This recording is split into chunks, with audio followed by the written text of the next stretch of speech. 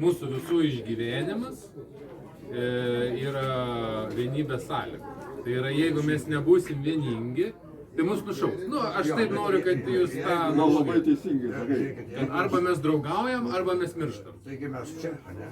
Tai čia pradžia, bet čia tik mūsų labai mažai. Žiūrėkit, grįžtant prie to, reiškia, jeigu jūs stebėt, ką alternatyvą daro, reiškia, mes pirmas dalykas labai sunkiai įsiteisinam, nes buvo pasakyta, kad reiškia, ne ir viskas, ir mes ten, čia ilgas kelias buvo, bet mes viduje valdybą nutarėm, kad mes netik. Nes mums pasiūlė, pakeiskit pavadinimą, čia paregistruosim.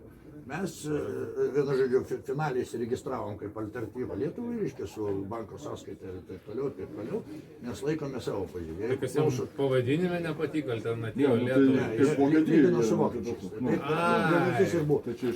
Bet, jokinga neskaityti, kadangi vokiečių žiniasklaidoje yra, reiškia, kai kurioje skelbiama, kad alternatyva Vokietija yra ekstremistinė, reiškia, partija, tai mūsų alternatyva tapatins su ekstremizmu. Tai toks paaiškinimas buvo, nulinis.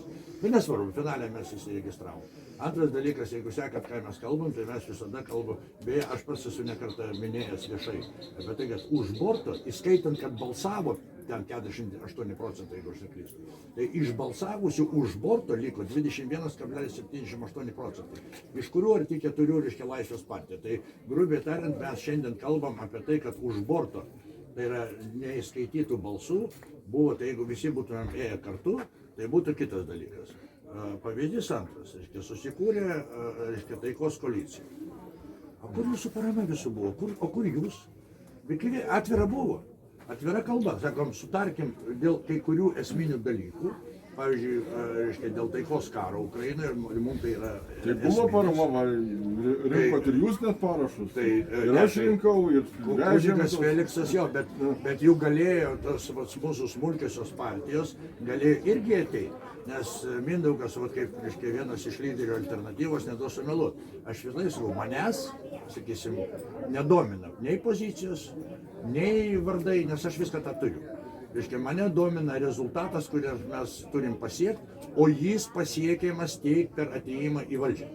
Ir dar nekartą esu sakęs apie tai, reiškia, kad reiškia, praktiškai mūsų yra tikslas, reiškia, maksimaliai apjungti tuos visus judėjimus ir, reiškia, nebūtinai po mūsų vėliavą, reiškia, nes juk, žiūrėkit, elementarus pavyzdys, kodėl aš grįžau prie šitos, buvo realiai 3 rimti lyderiai koalicijai ir Irena, reiškia, Žemaičių, jinai nepretendavo, reiškia, į tą, reiškia, vadino, partijos, į pirmą numerį, reiškia. Ir mes svarstėm, reiškia, užsidarė Viktoras, Mindaugas ir aš. Ką statysim numeris 1? Ir ten įvairių ten rezultatų buvo, ir aišku, įvairių pliusų, minusų, reiškia, buvau ir aš svarstamas kaip pirmas, buvo Mindaugas Puidokas kaip vedęs į Europos parlamentą, reiškia, buvo Viktoras, finalę nutarėm Viktoras. Ar girdėjot, nors iš Puidoko arba iš manęs, pavyzdžiui, ką nors, kad nepasitenkinimas koks nors, ar kodėl mane apėjo. Tai mūsų kaip tik alternatyvoje tas yra sutvarkyta. Nes mūsų komanda tiek stipri, kad jeigu man teks šiandien pasitraukti, tai mane pakeis gali bet kas. Mindaugas gali, Burda gali, reiškia, Erikas gali, reiškia, Vytautas gali. Tas gerai yra, tas labai gerai yra, kada nėra vieno žmogaus, kurį gali pasodinti ir partija... Ne, pas mus, kame aš, pavyzdžiui, tai mano asmeninė pozicija, kodėl aš skaitau, kad alternatyva ypatingai stipri. Tai pirmas dalykas, tai kad augimas dabar yra tikrai nežmoniškai didelis, tai vienas dalykas. Antras dalykas, tai nėra Tutkaus kažkokia tai privati kontora. Pas mus yra valdyba, reiškia, kurioje, reiškia, atvirai kalbant, pasidaužom kaip reikalas, bet mes niekada neišeinam be bendro sprendimo. Būna, kad kam nors reikia nusileisti, nes taip kartai būna. Bet jeigu yra sprendimas, ar girdėjot kas nors iš mūsų valdybos pasakytų prieš Mindaugą, prieš mane, prieš Eriką, prieš kažką. Ne, tai tasgi pasiekiama, ne taip greitai, bet pasiekiama. Bet yra, sakysim, yra tie apribojimai, nes yra padarumo ribos, kurių rėmuose aš gyvenu. Ir prie visos pagarbos, jeigu mums teks jungtis su vaiku, tai atleiskite be manęs. Ta prasme, aš už.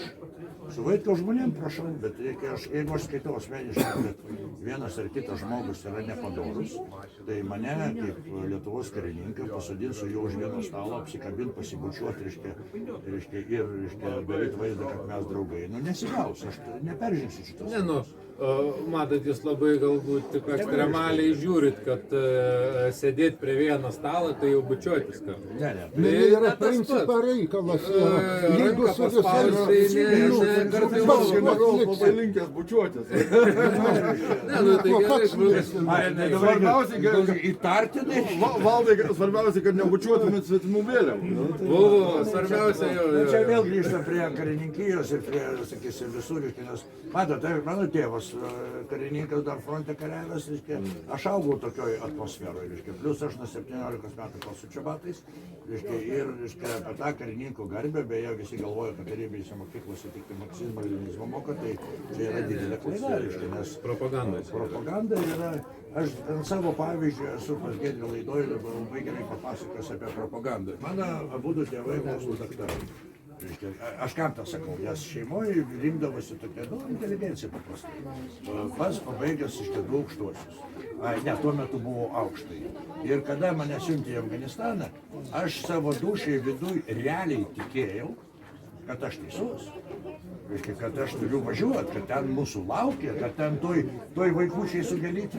Aš tai antiek propagandiškai buvo viskas paruošta, kad aš važiavau net nebejonės. Kodėl aš tą pasakau nuo savęs? Nes aš sakau, kad suprastų tos visus vidinius metus. Atvažiavau į Afganistaną, tapau tas vadinamas reidavikas, arba dabar jos reidžikas vadinamas. Tai mums, kaip sakau, sudalyvavom mes, kaip ikonostasas yra, su žaidimai 3 ir taip toliau, bet tą, kad čia manęs nieks nelaukia, aš supratau maždaug po 2 savaičių. Labai aiškiai. Jau po 2 savaičių buvo aišku, kad nelaukia niekas.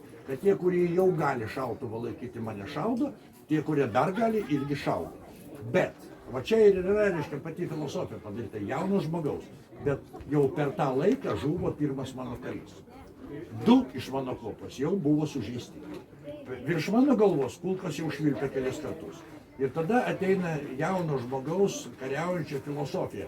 Klausykit, jūs svoločiai šaudot į mano draugus, ir tada jau tu negalvoji, tu čia okupantas, čia dabar mes galim pafilosofuoti apie kaip ten laivai skraido ten. Jo, tai aš esu giliai įsitikinęs, kad svetimo kariuomenė kitoje šalyje esanti, jinai yra okupacinė kariuomenė, tas pats dabar yra ir NATO. O jūs buvot toj okupaciniai kariuomeniai? Nebuvot, aš buvau. Reiškia, aš kodėl grįžtu prie Afganistano? Kariuomenė tai okupacinė, o ten ką kareiviai nutarė, ar generolai nutarė ateiti? Ne, politikai nutarė ateiti. O kareivis ar tas, aš labai daug kam siūlau, reiškia, ir jums, pasivaikščioti po Antakalnio kapinės. Tai žiūrėkit, kas guli Antakalnio kapinės? Lenkai guli, vokiečiai guli, tarybiniai kariai guli, prancūzai guli, sausio įvykių gynėjai guli. Medininkų guli. Tai va tas lopinėlį žemės visus jų sutaiko.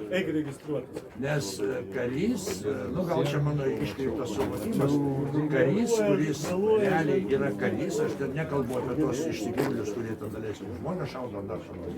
Jisai yra nekaltas, nes jį pasiuntė jo valstybė. Ir jeigu jūs pradedate aiškinti, kad karys turi spręsti, važiuoti, pavyzdžiui, į Iraką, lietuvos karių, ar nevažiuoti? Ne, dabar šiuo atveju gali jie atsisakyti, bet anksčiau nelabai galėjo. Ir dabar negali, todėl kad važiuoja pagal Lietuvos įstatymus tik tai proftarnybos kariai. Tai yra šauktiniai nevažiuoja į misijas. Atitinkamai, kada tu eini į proftarnybą, tu pasižiūrėjai kontraktą ir tu supranti, kad jeigu bus priimtas sprendimas, primenu, Seimų, ne generolai, ne kariuomenių vadai. Tai krašto apsaugos, taigi Anušauskas mūsų Panevėžy mačiau išrikiavo jaunimėlį į Iraką. Prieš metus, kad aš žinau, kad mano laikais tai įstatymas tą draudė. Ta prasme, įstatymas sakė, kad siunčiami yra tik tai proftarnybos kariai. Jeigu, sakysim, pabaigi tarnybą ir, pavyzdžiui, nori važiuoti į misiją, tokių užteko. Tai tada jau jis važiuoja, bet jau nebe kaip šauktiniai. Jo, ten geri pinigai.